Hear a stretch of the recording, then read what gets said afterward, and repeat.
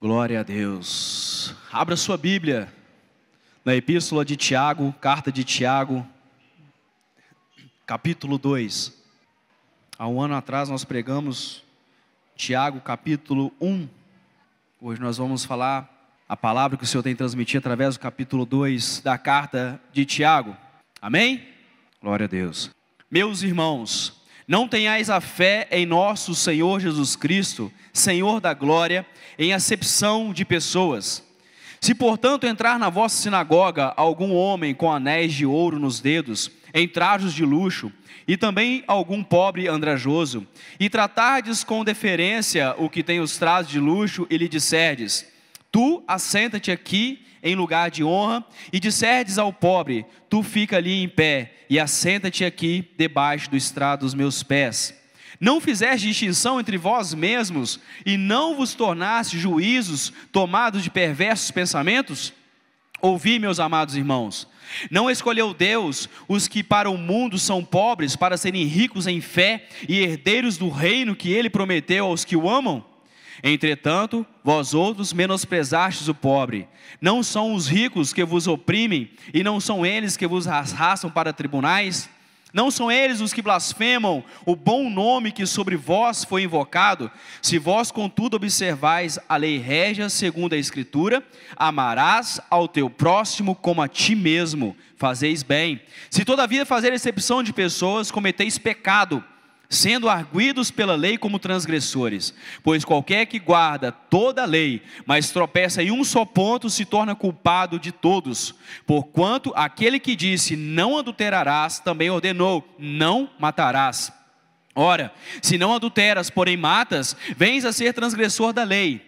Falai de tal maneira e de tal maneira procedei, como aqueles que hão de ser julgados pela lei da liberdade. Porque o juízo é sem misericórdia para com aquele que não usou de misericórdia. A misericórdia triunfa sobre o juízo. Meus irmãos, qual é o proveito se alguém disser que tem fé, mas não tiver obras? Pode acaso semelhante fé salvá-lo? Se um irmão ou uma irmã estiverem carecidos de roupa e necessitados de alimento cotidiano, e qualquer dentre vós lhe disser: ide em paz, aquecei-vos e fartai-vos, sem contudo lhes dar o necessário para o corpo, qual é o proveito disso?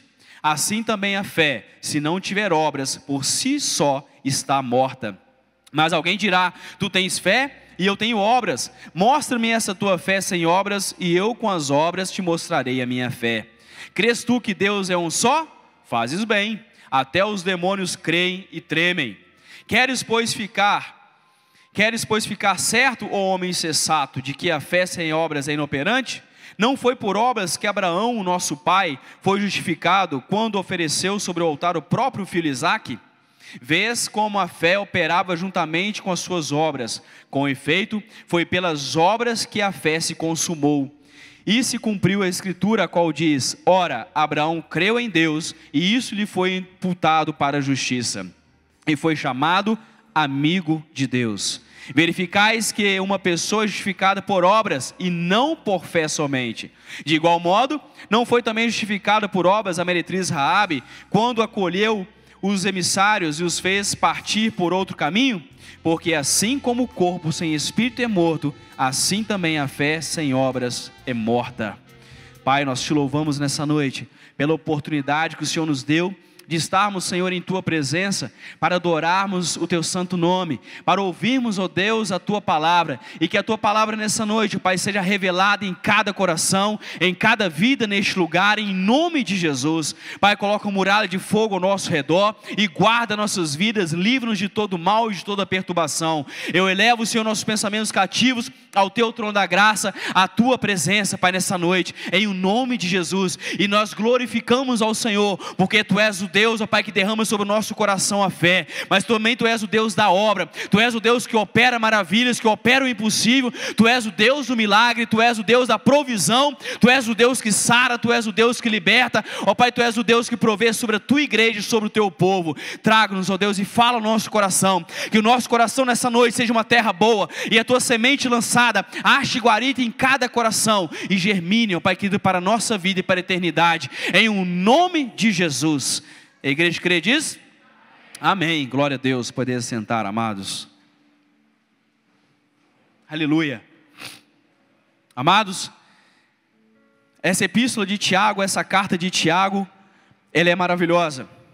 E nesse capítulo 2, o Tiago, irmão de Jesus, muitas pessoas acham que Tiago aqui é o apóstolo, aquele que andou com Jesus, mas quando essa carta foi escrita, o apóstolo Tiago já tinha sido decapitado por Herodes, lá em Jerusalém.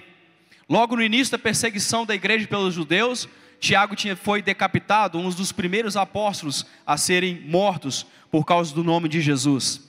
E 40 anos depois, em que Jesus foi crucificado e ressuscitou, esse Tiago, irmão de Jesus, irmão de sangue de Jesus, foi inspirado pelo Espírito Santo para escrever essa carta maravilhosa. E muitos acham que Maria até morreu virgem, né? Nasceu, teve Jesus e morreu virgem, mas não, ela teve Jesus virgem, mas depois Jesus teve muitos irmãos, senão seria terrível com o coitado do José, que passou a vida sem nada, né? Mas então ela não morreu virgem, ela teve irmãos. A gente comprova isso lá em Marcos capítulo 6, no versículo 3, quando Jesus vai a Nazaré, a cidade onde ele foi criado. Ele nasceu na cidade de Belém, mas foi criado na cidade de Nazaré. E quando ele chega em Nazaré e começa a pregar o evangelho ali, as pessoas olham e falam: não é este o carpinteiro, filho de Maria? E não estão entre nós os seus 4 irmãos? Tiago, José, Judas e Simeão, e também as suas irmãs? E naquele texto a gente vê realmente o parentesco, o grau de parentesco desses homens com Jesus. E durante o ministério de Jesus, seus 3 anos e meio, provavelmente seus irmãos não creram nele. Mas tempo depois, quando eles viram Jesus ressuscitado, que ele tinha sido crucificado, e depois do 3º dia ele ressuscitou, os irmãos também creram em Jesus de tal forma que se tornaram grandes pregadores do evangelho. Tiago se tornou o líder da igreja de Jesus em Jerusalém. Judas, o qual escreve também a carta de Judas, não é o Iscariotes, esse que escreve a carta também é Judas, irmão de Jesus. E eles se tornam grandes homens, grandes pregadores do evangelho. E esse Tiago escreve essa carta a essa igreja que estava sendo perseguida por amor a Jesus, perseguida pelos próprios judeus, pelos próprios irmãos, porque ainda não havia sido levantado a perseguição por Roma, porque Roma só começa a perseguir os cristãos a partir do ano 64 depois de Cristo, quando Nero acusa os cristãos de colocarem fogo em Roma. Então no ano 40 havia uma perseguição, mas era dos próprios judeus contra aqueles que criam em Jesus. E ele escreve essa carta aos dispersos, aqueles que saíram da Palestina e foram para outras regiões do Império Romano. E nessa carta ele traz diversos ensinamentos maravilhosos. E nesse capítulo 2, ele divide em 2 temas principais. Na primeira parte, Tiago aborda sobre a acepção de pessoas, do versículo 1 ao versículo 13. Ele aborda sobre a acepção de pessoas, que a igreja estava começando a ter acepção de pessoas entre os próprios irmãos, dentro da própria igreja de Jesus. Do versículo 14 ao versículo 26, ele aborda sobre a fé e sobre as obras. E é sobre essas 2 coisas que eu quero aprofundar nessa noite com os irmãos nesse texto. Examinando versículo por versículo, nós vamos compreender que muitas pessoas acreditam que o cristianismo, ele é apenas um conjunto de doutrinas que nós temos que crer. Mas o evangelho de Jesus não é apenas um conjunto de doutrinas que temos que crer, mas sim um conjunto de leis que nós precisamos praticar no nosso dia a dia. Porque se apenas crermos, é em vão. Agora, se nós obedecermos essa palavra, aí a nossa fé ela tem efeito. Aí as obras manifestam aquilo que nós cremos. Aí a fé, as obras vão manifestar aquilo que nós acreditamos, segundo a sua palavra. E ele começa escrevendo: meus irmãos, não tenhais a fé em nosso Senhor Jesus Cristo, Senhor da glória, em acepção de pessoas. Se portanto entrar na vossa sinagoga, na vossa igreja, um homem com anéis de ouro no dedo e em trajes de luxo, e entrar também algum pobre andrajoso e de trajes e tratares com deferência o que tem traje de luxo, e lhe disseres: tu senta aqui no lugar de honra, e disseres ao pobre, tu fica ali em pé, ou assenta debaixo de estrados meus pés. É incrível como ele começa a dizer no texto, fé em nosso Senhor Jesus Cristo, Senhor da glória. Esse é o único versículo da Bíblia que cita Jesus como o Senhor da glória. O que Tiago quis mostrar com isso? Ele quis dizer o seguinte, olha meus amados irmãos, mesmo Jesus sendo o Senhor da glória, com todo o seu poder, com toda a sua glória, com toda a sua majestade, ele se humilhou, ele veio em forma de homem, e quando ele nasceu, ele não nasceu na capital, ele não nasceu em Jerusalém para ser honrado, não, ele nasceu em Belém, foi criado em Nazaré, nasceu numa cidadezinha de interior, uma cidade bem pequenininha, e quando ele nasceu, ele não foi, Maria não deu à luz num hotel de luxo, num hotel 5 estrelas, não, ele foi dado à luz numa manjedoura, num curral, dentro de um lugar onde os animais comiam.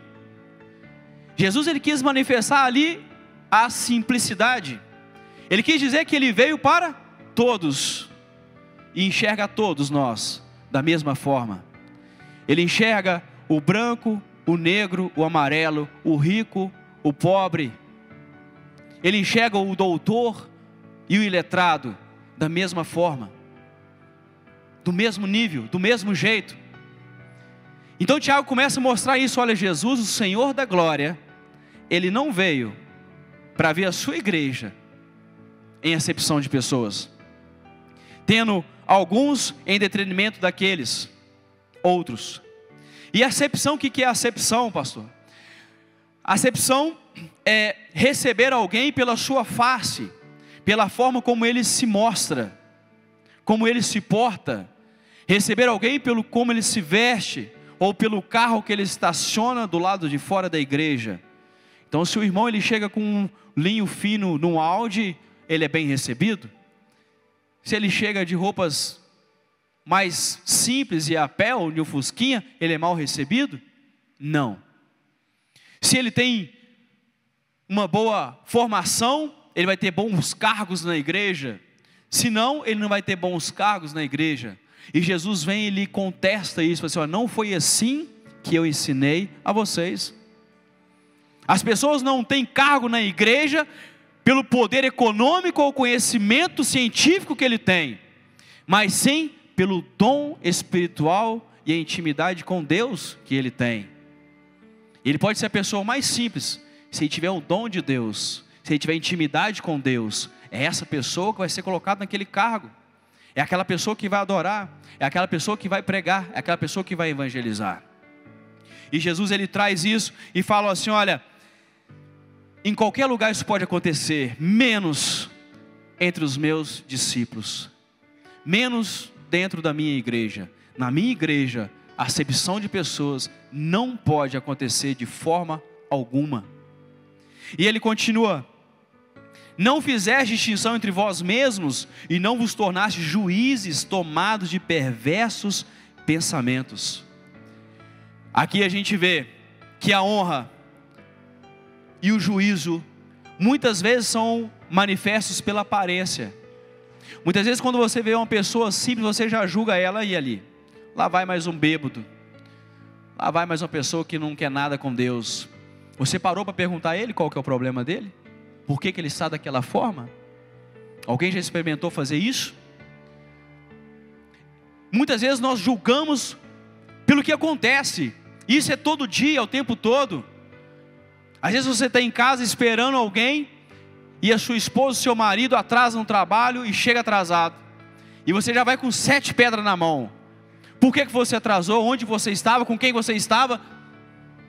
E às vezes ele passou por um grande problema, às vezes bateu o carro, ou às vezes atrasou no trabalho por causa de reunião, já cansado, e é recebido com 7 pedras na mão, porque nós julgamos pela aparência, pelo atraso.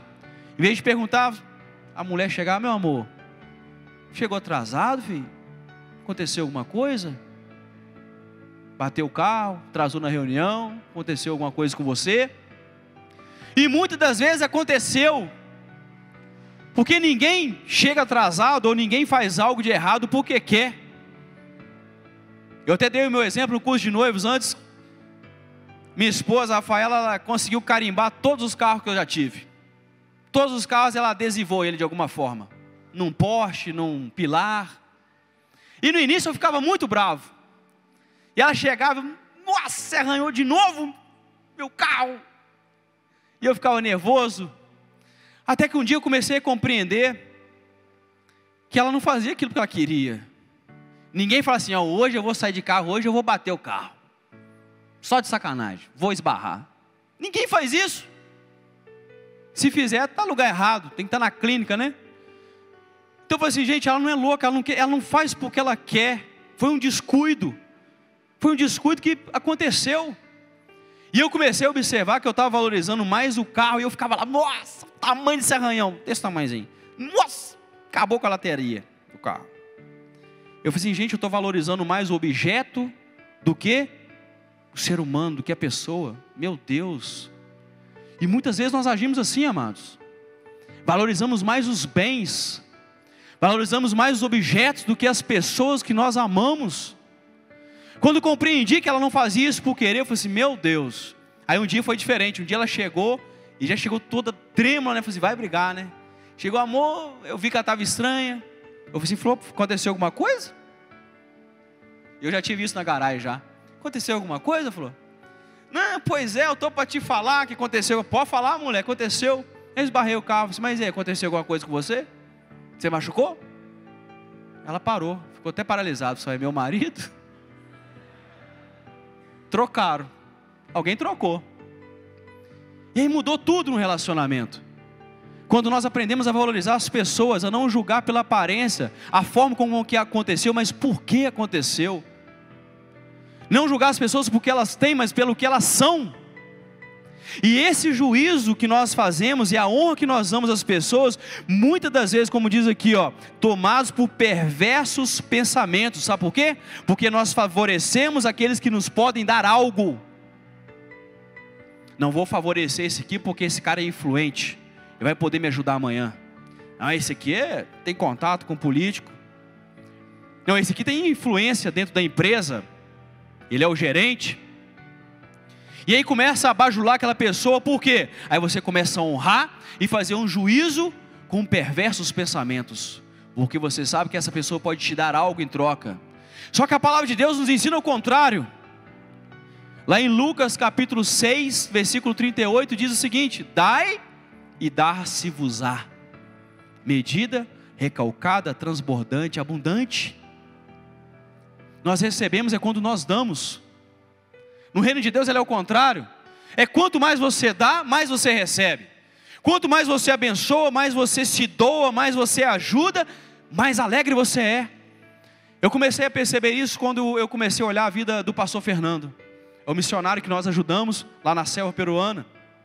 Já abriu 4 igrejas, está indo para a 5ª igreja. E um homem extremamente feliz.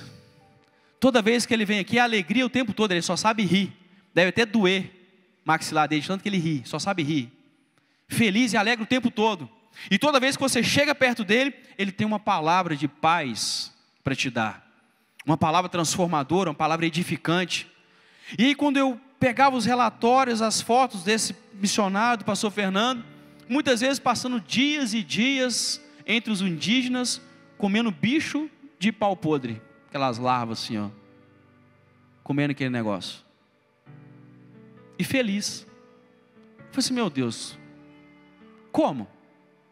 Como que um cara comendo um negócio desse, tem nojento desse, comendo essa mandioca mastigada pelas anciãs da tribo e cuspida lá dentro, para ferver, para fermentar, comendo aquele trem, pode ser tão feliz? Aí eu entendi, que é dano que se recebe. E quanto ele mais doa a vida dele, por amor ao evangelho, mais alegria vem da parte de Deus sobre o coração dele. E aí ele passa por tribulação, ele no meio da selva se perde, tempestade, animais, picada disso, picada daquilo, comendo esse trem, e super feliz. Às vezes mais feliz que eu e você, porque ele se doou, e é dano que se recebe. E a palavra de Deus diz que colheita é a 30, 60 e a 100 por 1. Então ele colhe no mínimo 30 vezes mais quando ele se doa pela vida de alguém. Então quando eu não honro uma pessoa pelo que ela tem, mas pelo que ela precisa, pelo que ela necessita, eu sou honrado por Deus. Quer fazer um teste? Veja uma pessoa que está precisando de um alimento. Você vai passar no mercado, vai fazer uma compra, vai entregar no endereço daquela pessoa, no nome dela. E ninguém precisa saber que você fez isso. Ninguém. E aquela compra vai chegar na casa dela, vai assustar. Você vai, não, mas eu não comprei isso não tem nem dinheiro para comprar isso. Não, mas está aqui, está o seu nome e o seu endereço, é seu. Já está pago. Alguém pagou por você. Amado, você vai ver como Deus vai te honrar. Como Deus é que vai te abençoar. Não procure glória dos homens. Procure a glória que vem de Deus. A glória que vem no oculto. As pessoas não precisam saber que você ajudou alguém ou que você se doa por alguém. Mas Deus que vê todas as coisas, Ele sabe disso. Ele sabe disso. E mais que doar mantimento, que doar objeto, é você doar a sua própria vida. Falei no Tadel terça-feira. Como assim, pastor? Eu vou doar minha vida? Quando você para o seu trabalho, você para a sua vida para ajudar alguém, você está doando o quê? Você está doando a sua vida. É por isso que o discipulado ele é tão poderoso. Porque quando você para a sua vida para abençoar alguém, para ajudar alguém, para orar com alguém, para orar por alguém, Deus está vendo isso. E Ele vai te honrar.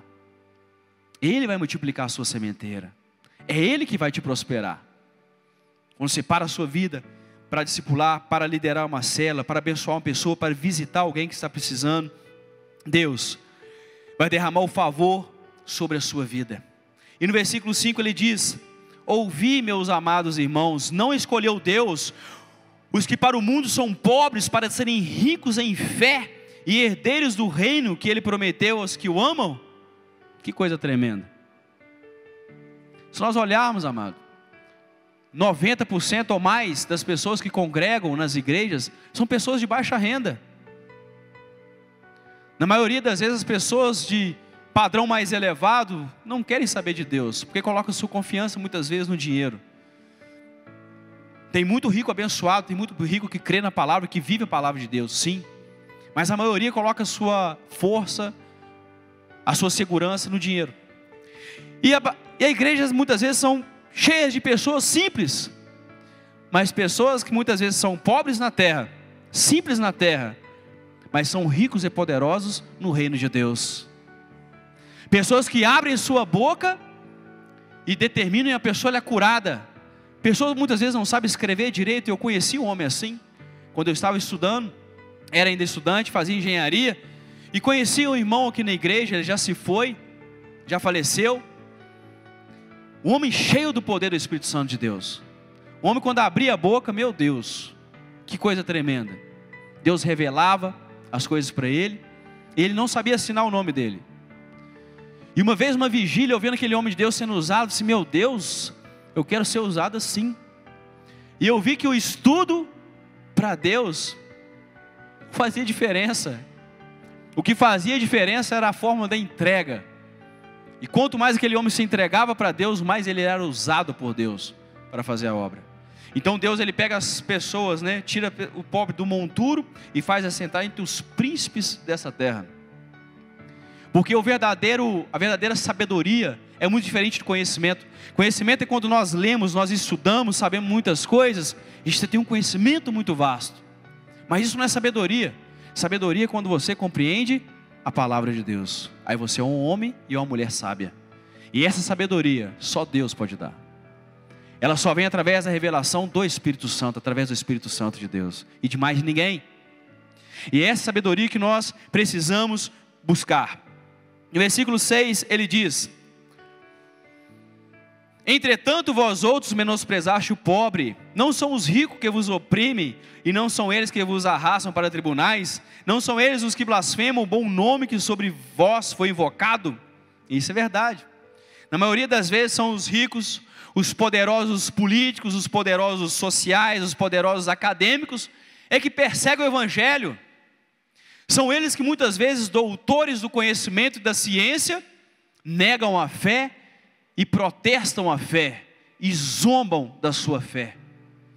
Aqui nós temos muitos professores universitários, muitos. Amém, Maurinho?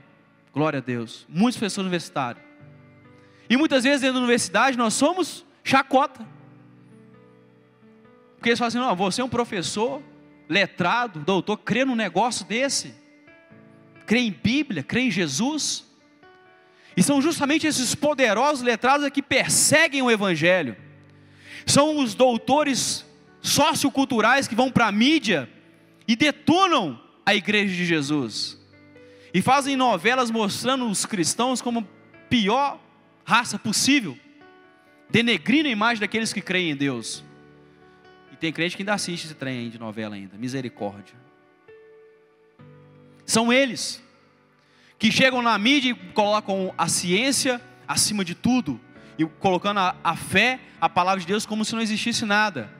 Ah, amados, quando nós comparamos a fé e a ciência, a fé ela ganha de 1.000.000 a 0, porque foi através da fé, foi através da palavra que todas as coisas foram criadas. E as próprias escrituras, a própria palavra de Deus, ela é repleta de ciência, cheia de ciência.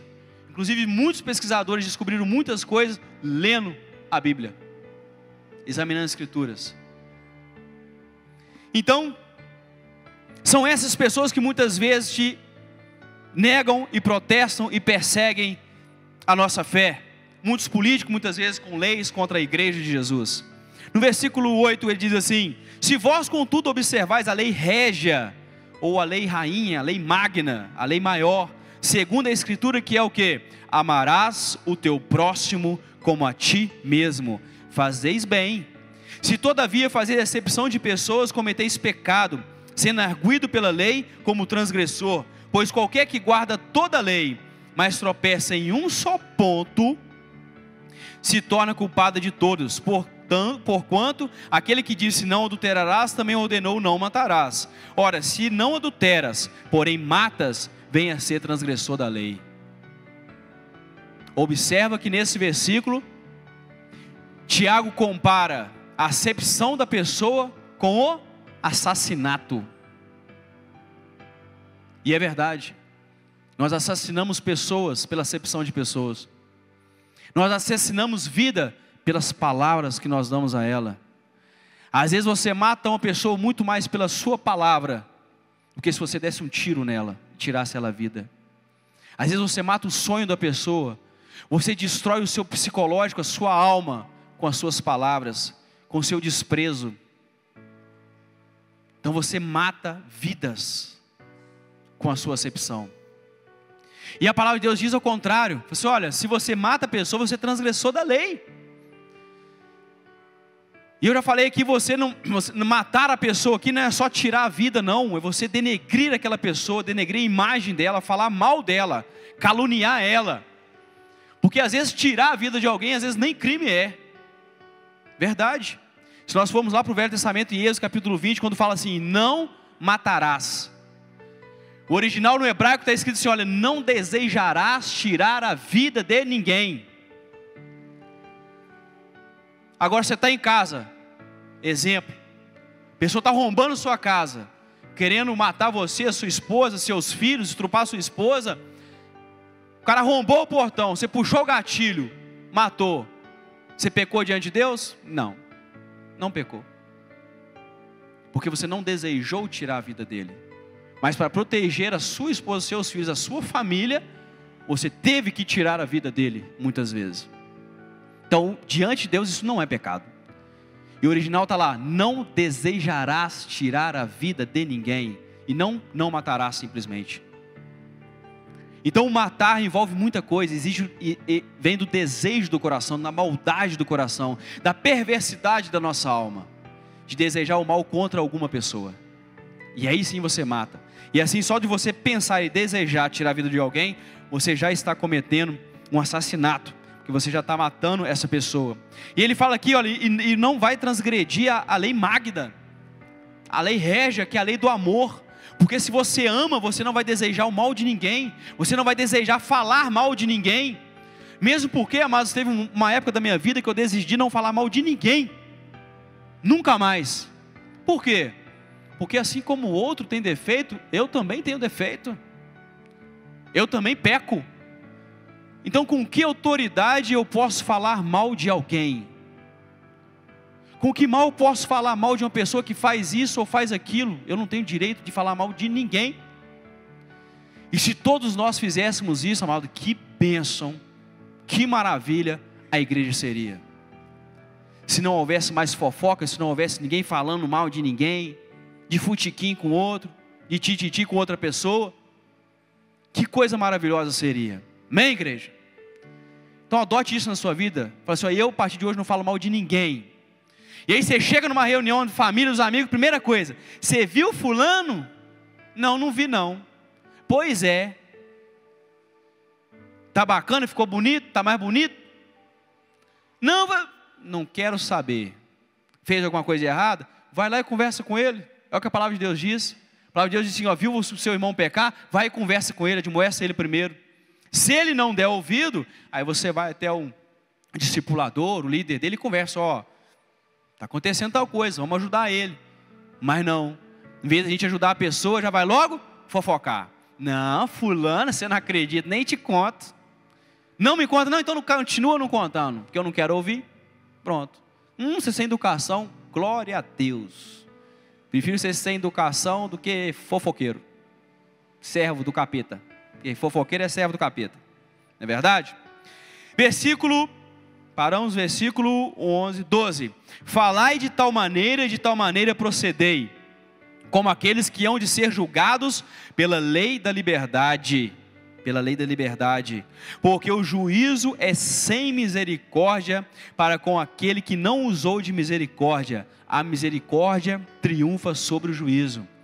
Aqui está claro, amados, dizendo que no juízo, no último dia, aqueles que agiram com misericórdia, que tiveram misericórdia do seu irmão, do seu próximo, Deus terá misericórdia da vida dele.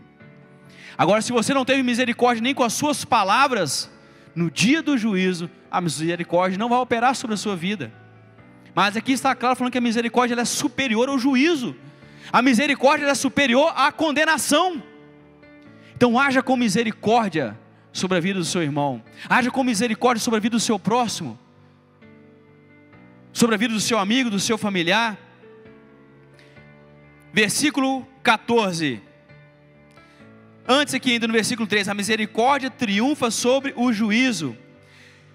Nós, amados, podemos ver essa liberdade, essa vitória no juízo, quando nós vimos a presença de Deus num determinado lugar, numa localidade, numa igreja.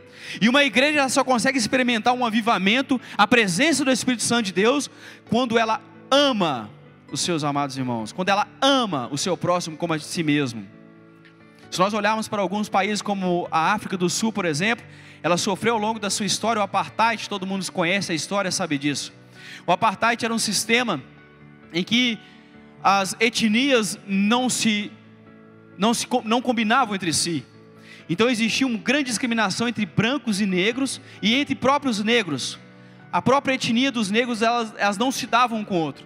Então onde tinha uma etnia Onulu, por exemplo, a outra etnia tal, que eu não vou lembrar o nome, que são várias etnias, não podia entrar, porque senão dava morte. Se você estivesse no mercado, na fila da carne para comprar, tivesse 5 negros e chegasse um branco, os negros tinham que dar lugar para o branco passar na frente. Olha que absurdo. Só que você não vai ver na história, mas a grande revolução da apartheid não começou com Nelson Mandela. Começou numa cidadezinha do interior da África do Sul, quando alguns irmãos começaram a pregar o Evangelho de Jesus. E aquela cidade começou a crer na palavra, e começou a viver a palavra. E quando eles viveram a palavra de Deus, eles enxergaram que perante Deus eram todos iguais. E aí acabou a discriminação naquela cidade. E se um branco chegasse atrasado na fila, ele ficava no final da fila.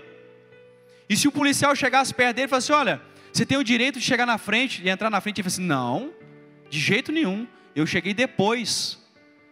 Mas o outro é negro. Aí ele falava assim, não, ele é negro, mas ele é meu irmão. Ele é meu irmão. Diante de Deus nós somos iguais. E ele chegou antes de mim. E aquela cidade começou a experimentar o avivamento do amor de Jesus. E não havia mais diferença entre homem e mulher, negros e brancos, etnias. E aquele amor, aquela glória começou a dominar aquela nação. Foi onde teve a força, aquela grande revolução. E aí Nelson Mandela toma aquela direção daquele movimento e vem e acaba com o apartheid, acaba com aquela separação. Discriminação ainda existe em muitos lugares do mundo. Só que nós, como filhos de Deus, nós não podemos aceitar algo desse tipo. Nós não podemos aceitar isso. Temos de ver como os irmãos dessa cidade, que para eles não existia diferença mais. E ali eles experimentaram um avivamento vindo da parte de Deus. A mesma coisa o evangelho que está sendo pregado na Índia. Na Índia existe uma grande diferença entre as castas.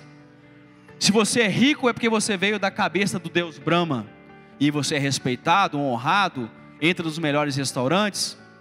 Se você é do exército ou da polícia, você veio dos braços de Brahma. E você é mais ou menos respeitado. Se você é um comerciante, você veio do abdômen de Brahma. Se você é um serviçal, se você é um empregado, você veio das pernas de Brahma. E existem aqueles que vieram do pé de Brahma. Aqueles que limpam o esgoto, que são garis, vieram do pé de Brahma. E não tem direito a fazer nada, não podem entrar em lugar nenhum. E tem aqueles que vieram do pó do pé de Brahma. Misericórdia. Esse não pode nada. E aí chega o evangelho de Jesus. O evangelho do reino. O amor de Deus. Que fala assim, olha, diante de Deus, não tem esse negócio de diferença de casta não. Você que acha que você veio do pé de Brahma, você é igualzinho àquele que acha que veio da cabeça do tal do Brahma. Vocês são iguais diante de Deus. Vocês foram formados da mesma forma. Vocês vão para o mesmo lugar. Não existe distinção. E aí é onde o amor de Deus chega, amados, e transforma a vida das pessoas. E até aquele que se acha tão poderoso, ele passa a viver feliz quando ele consegue enxergar também o amor de Jesus. Os grandes empresários do mundo, eles só encontraram realmente a verdadeira riqueza e a prosperidade quando eles enxergaram que era ajudando, que era se doando, que eles eram abençoados.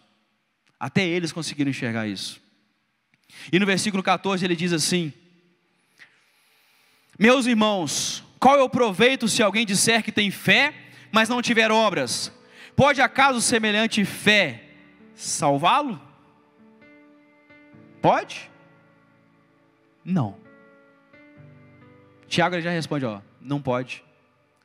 Às vezes você fala que você tem muita fé, mas só dizer que tem fé, que você acredita, não vai te trazer salvação.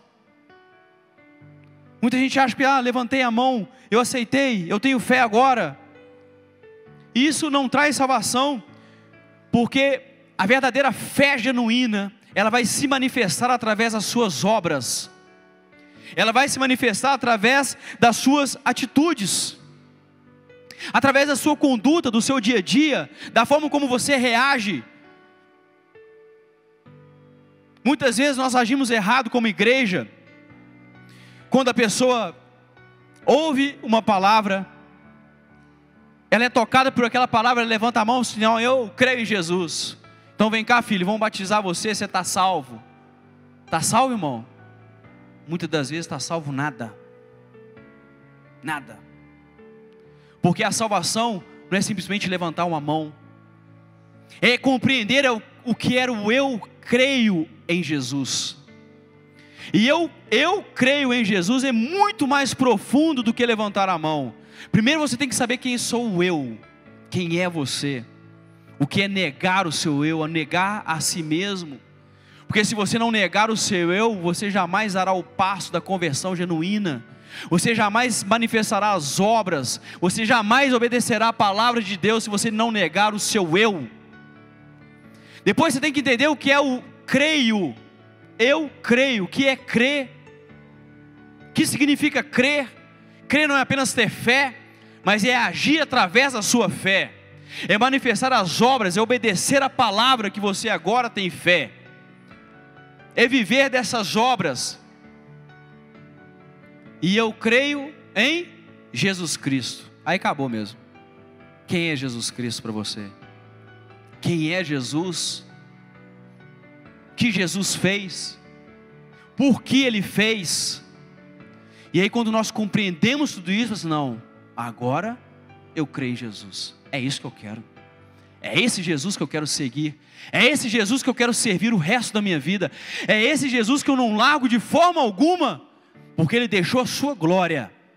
E a única forma de eu alcançar essa glória era Ele se humilhar e morrer no meu lugar. Não tem como eu negar um amor desse. Não tem como eu negar aquele que nunca me negou e se entregou por mim. E quando eu compreendo toda essa palavra, aí sim eu creio, aí sim eu entendi. E é por isso que muitas vezes as igrejas estão cheias de pessoas que não são convertidas. Acham que são, mas não são convertidas. Estão porque é um ambiente bom, um ambiente agradável, sente a presença de Deus. Mas sentir a presença de Deus, meu querido, está muito longe do projeto de salvação que Deus tem para a sua vida, que é muito maior, muito mais profundo, muito mais poderoso, muito mais. No versículo 15 ele diz assim: se um irmão ou uma irmã estiverem carecidos de roupa e necessitados do alimento cotidiano, e qualquer dentre vós disser, ide em paz, aquietai-vos e fartai-vos, sem contudo lhe dar o necessário para o corpo, qual é o proveito disso? Assim também a fé, se não tiver obras, por si só está morta. Palavras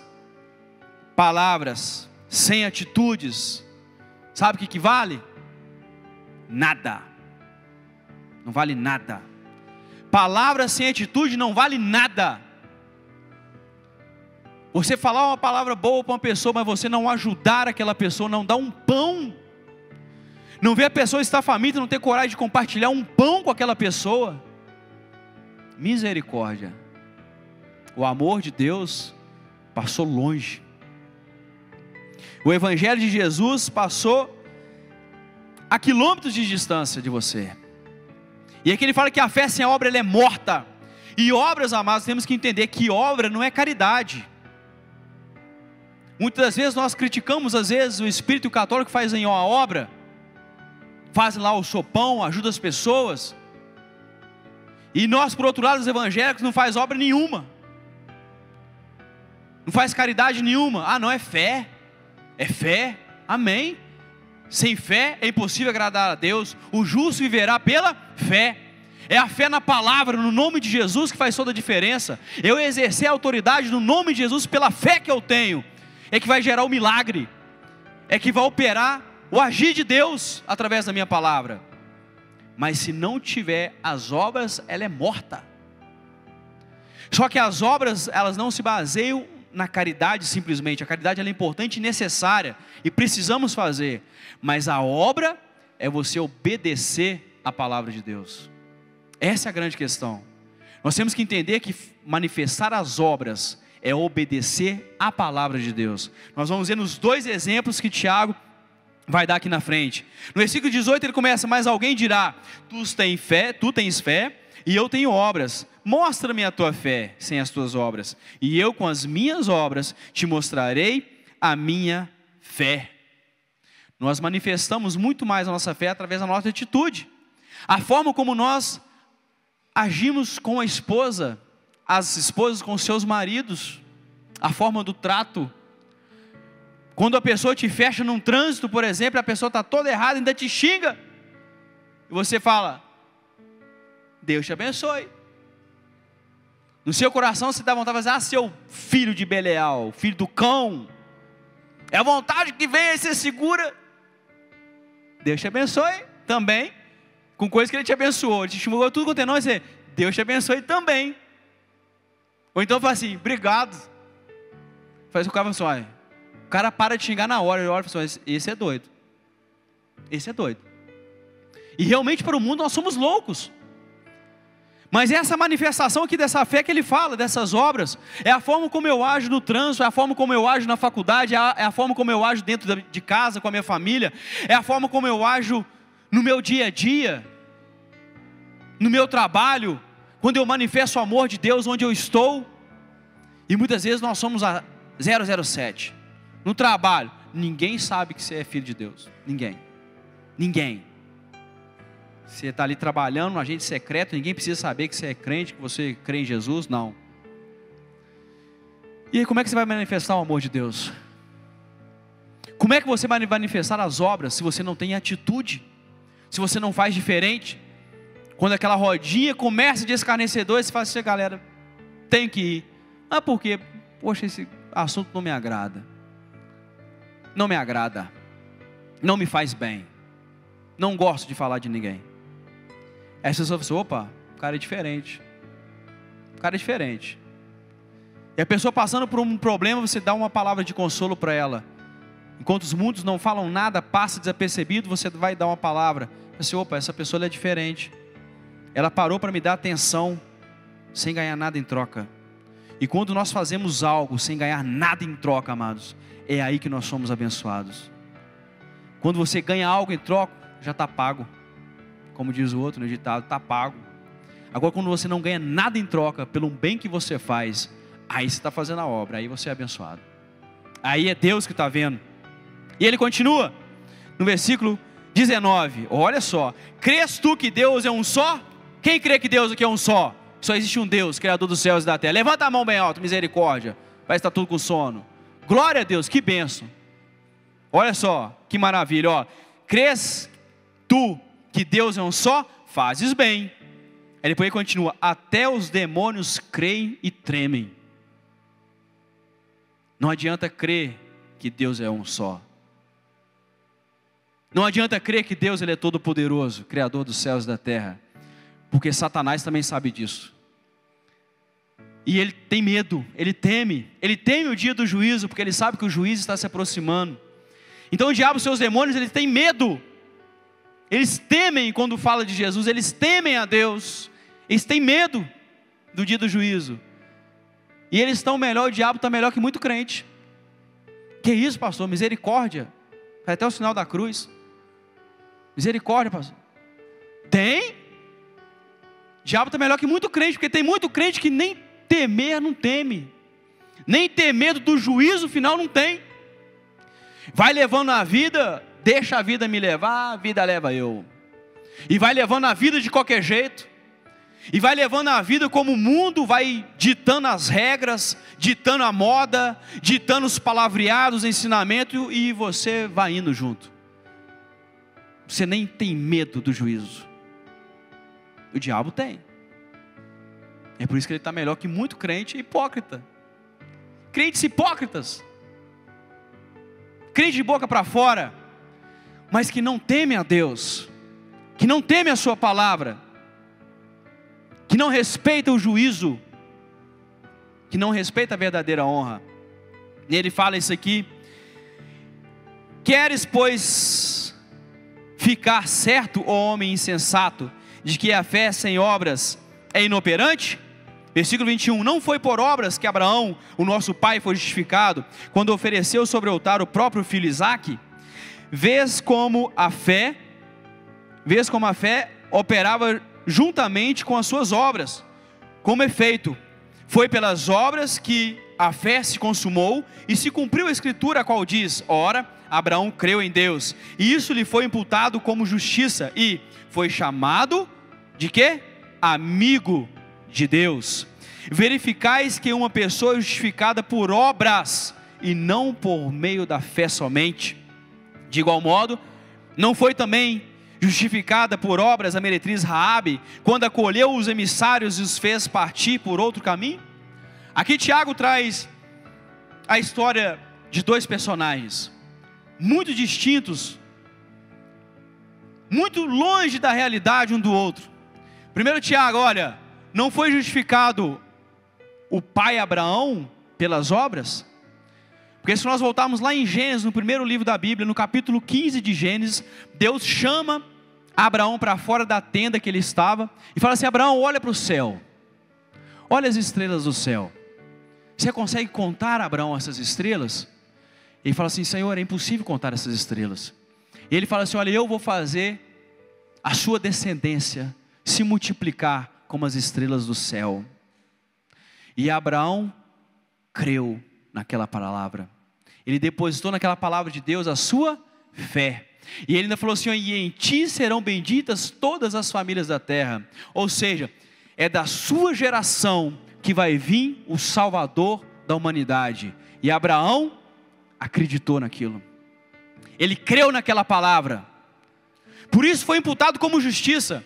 Mas no capítulo 25 de Gênesis, 22 de Gênesis, Deus chega perto de Abraão e fala assim: Abraão, seu filho já nasceu, Isaac já tinha nascido, já estava adolescente, e fala assim: Abraão, agora sobe no Monte Moriá e oferece o seu filho em sacrifício. Ei, glória! Qual pai, qual mãe teria coragem de oferecer o seu filho em sacrifício? Agora vem a obra. A obra é obedecer. Abraão obedeceu. Abraão pega o seu filho, o seu servo, sai de Betseba, onde ele estava, e vai em direção ao Monte Moriá. Deixa o seu servo embaixo no pé do monte e fala assim com o seu servo: olha que curioso, amados, fica aqui, porque eu e o moço vamos adorar ao Senhor e voltaremos. Ele sabia que o filho ia voltar com ele, amados. Ele sabia que ele, se obedecesse a Deus, Deus era Jeová Jiré, o Deus da provisão. Deus ia prover um milagre. Ou ele ia enviar um cordeiro, ou ele ia ressuscitar o seu filho, mas ele tinha certeza que Deus era poderoso para cumprir a promessa que ele tinha feito para ele, embora ele é ancião, e se cumpriu. E ele sobe. Na metade do morro, Isaac vira para o seu pai Abraão e fala assim: pai, eu estou vendo a lenha, eu estou vendo a lenha, eu estou vendo aqui o fogo, mas eu não estou vendo o holocausto, eu não estou vendo o cordeiro. Eu imagino o coração daquele pai apertado, só que com fé. Ele vira para o seu filho e fala assim: Isaac, meu filho, Jeová Jiré, Deus proverá. Mas ele obedeceu. E chega lá em cima, não tinha cordeiro. Ele coloca o seu filho, coloca a lenha, o altar, amarra o seu filho e coloca sobre o altar. E na hora que ele pega o cutelo para sacrificar o seu filho, Deus fala com ele: para, Abraão, para. Agora eu vi que você realmente obedece às minhas leis. Agora eu vi que você realmente é um homem que tem obras. E é por isso que a partir de hoje você vai ser conhecido como meu amigo, amigo de Deus. Ali está o cordeiro. E ele olha, tinha um cordeiro agarrado no arbusto. Ele pega o cordeiro, sacrifica, adora a Deus e volta. Obra. A fé de Abraão, quando ele creu lá no capítulo 15, quando Deus chamou e prometeu para ele, fez a promessa que multiplicaria sua descendência, e está lá hoje, o povo hebreu, o povo judeu, Israel, boa parte do mundo árabe, que é descendência de Ismael, seu outro filho, todos, da promessa que Deus fez lá atrás, quando ele já era bem velho, quando ele teve com 100 anos de idade, porque ele creu. E quando ele creu e obedeceu, foi imputado como justiça sobre a vida dele. Amado, não apenas creia, mas obedeça a voz de Deus sobre a sua vida, porque isso vai ser imputado sobre você como justiça. E Deus vai te abençoar, Deus vai te honrar. E ele também cita o exemplo de Raabe, a meretriz. E eu fiquei perguntando por que Tiago cita o exemplo de Abraão, o pai da fé, e de Raabe, a meretriz. Não poderia ser outro? Poderia ser tantos outros heróis da fé. Mas aqui ele cita o exemplo de Raabe, uma prostituta que morava nas muralhas de Jericó. E quando os espias vão a Jericó, espiam a terra, eles vão e entram ali na casa de Raabe. Raabe crê no Deus de Israel, porque ela já tinha ouvido falar muitas vezes do Deus de Israel, e o que o Deus de Israel tinha feito, como tinha livrado o povo do Egito, como com as pragas lá tinha acontecido, eles tinham saído do Egito, e ela cria naquele Deus. E quando ela vê os espias, ela fala assim: olha, eu creio no seu Deus, esse Deus é o verdadeiro Deus, é o Criador dos céus e da terra, esse realmente é Jeová. E naquele momento, bate na porta os soldados. O que Raabe faz? Esconde os espias. Ela manifesta a sua fé pelas suas obras, porque ela poderia ser morta por esconder aqueles espias. Ela seria morta, ela seria degolada em praça pública, mas ela esconde os espias, não temendo a morte, porque ela manifesta as obras, ela manifesta a sua fé através das suas obras. E aí quando eu paro a pensar por que Abraão e Raabe, amados, é muito simples. Olha como Deus, através da inspiração do seu Espírito Santo, no início do capítulo 2, ele começa a falar sobre que a gente não pode ter acepção de pessoas. E aí qual é o exemplo que ele dá? Ele dá exemplo de um homem, Abraão, pai da fé, onde começou toda a aliança de Deus com o homem, amigo de Deus. E dá exemplo de uma mulher, que na época era tido como desnivelado, né? O homem era superior às mulheres, e ele dá exemplo de uma mulher, e prostituta. E ele quis dizer o seguinte: olha, para Deus não tem diferença não. Eles creram da mesma forma, eles obedeceram a palavra da mesma forma, e portanto eles serão honrados da mesma forma. Sendo homem, sendo mulher, sendo pai da fé ou sendo prostituta, eles creram na minha palavra, e eles obedeceram a minha palavra. Por isso eles serão honrados da mesma forma no dia do juízo. E essa palavra, amados, que temos que ter em nosso coração, compreender e colocar realmente dentro do nosso coração. E no versículo 26, para nós encerrarmos, ele diz assim: porque assim como o corpo sem espírito é morto, assim também a fé sem obras, ela é morta. Nós precisamos comprovar, manifestar as obras, gerar a nossa fé, através dessa obra, dessa obediência à palavra de Deus. Se nós realmente, amados, obedecermos essa palavra, nós vamos desfrutar de grandes avivamentos. Para pensar, igreja. Se nós obedecermos parte daquilo que nós conhecemos e sabemos quanto à sua palavra, quantas bênçãos nós iremos desfrutar. Que grande avivamento Viçosa vai viver, essa igreja vai viver. Se nós passarmos a praticar aquilo que nós conhecemos, aquilo que nós sabemos, não deixar entrar no ouvido e ser um ouvinte esquecidiço, não, mas ouviu essa palavra, retém no seu coração, guarda essa palavra e começa a praticar essa palavra. Se nós praticarmos essa palavra, amados, nós vamos viver um grande avivamento nesses últimos dias. Vocês vão ver manifestação do poder de Deus como vocês nunca viram antes na vida de vocês. E aí nós seremos como esses grandes homens de Deus, que às vezes entrega a sua vida, está lá numa selva e ora para uma pessoa, a pessoa é curada, está lá a pessoa deitada, morrendo de câncer, a pessoa levanta, como o testemunho que o pastor Fernando deu, assim: gente, como Deus usa esse homem, porque a palavra diz: esses sinais seguirão os que creem, esses sinais seguirão aqueles que obedecem a minha palavra, esses sinais vão seguir aqueles que o ouvem e que obedecem o que está escrito nessa palavra. Então ele começa a manifestar o poder de Deus, ele começa a manifestar o milagre de Deus na vida dele, na casa dele, no trabalho dele, no estudo dele. E onde ele passa, e onde você passar, você vai começar a fazer diferença, meu irmão. Você vai fazer diferença onde você estiver, em nome de Jesus. Então vamos praticar essa palavra, viver esse verdadeiro evangelho de Jesus, sabendo que essa é a verdadeira obra, é obedecer a sua palavra, dia após dia, momento por momento, em todos os instantes de nossa vida, em nome de Jesus. Amém, amados? Glória a Deus, que você possa receber essa palavra no seu coração, meditar nela, que ela faça realmente diferença na sua vida, em nome de Jesus.